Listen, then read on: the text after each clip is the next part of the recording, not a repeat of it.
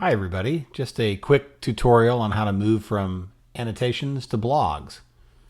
So when you come back, I would go to Classroom Salon just for one last repeat visit to collection 1. Even though you've done your annotations and that part of the assignment is finished, I still think going back and looking at what everybody had to say by last night's deadline is a good way to start thinking about how you'd like to blog about the collection as you wrap up your thoughts on Winthrop and Bacon and Smith in this case. So what I would do, there's several options. What I'll do is come in and actually look at I'll go to the Salon. This is the way I like to view things. And I don't even really like what they've done here that much with the individual texts. I still kind of like this method of, it doesn't really matter, but what's nice about this is that you have all of these different options for ways to look at the text. I mentioned that if you want to look at a clean text, you can go with that little annotate this document icon that most of you I think used when you put your initial annotations out there for last night's deadline.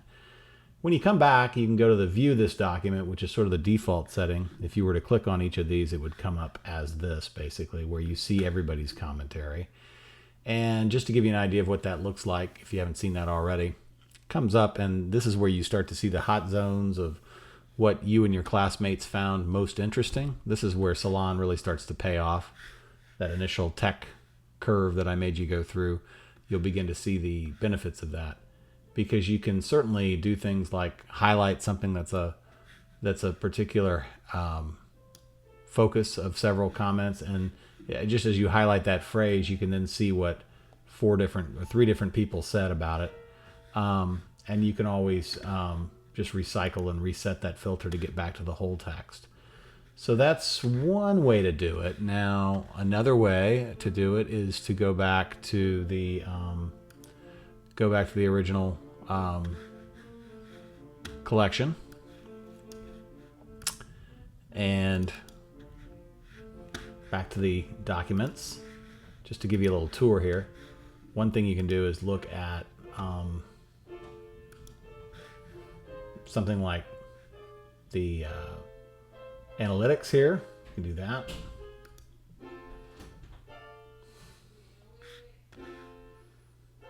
And come in this way if you want. This can be moved over a little bit if you need, but this is kind of an interesting way to go through just the whole text and see what everybody had to say right down the line. So you can kind of just scroll down here and kind of do a running account of what folks had to say about the text. And anytime you see something that's interesting that you want to look at in more detail, if you click on the comment, you can say see context, and it'll show up where in the text Sonoran has something to say about that particular phrase. So this gives you some idea. Now, there's another way you can come at this if you like, and I'll show that to you. I always have a little trouble getting around, as you will, but you'll get the hang of it. I want to show you one last thing you can do, and this is this analytics icon over here, these bar graphs. This can be an interesting way to go too, especially as we get a little bit more commentary going. This shows everybody's activity on Bacon's text, and there's something called threads up here that's kind of interesting. It'll show cases where there was more than one comment made by more than one participant. So you can do something like this and show through here when Mike says something and Denisha says something in response, when Robert said something, Denisha said something in response, and so on. So you can actually kind of chart where the most activity is within a given text. My thinking here is that if you could use the annotation activity on Salon as the basis for some of your blog, when you turn your attention to your student work page, which I've rearranged now to account for the final 21 people in this class now. So you'll have your own page where you can start to do your own blogging.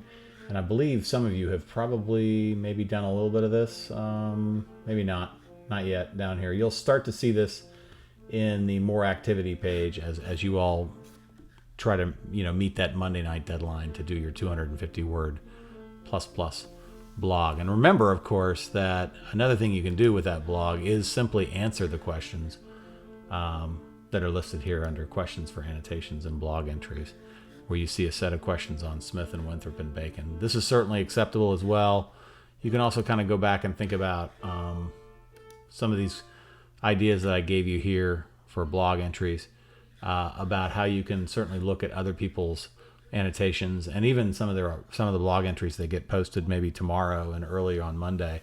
You can look at what some other people are saying under that recent activity page, and you can certainly look at patterns as you're meeting that Monday night deadline. I'll talk to you soon.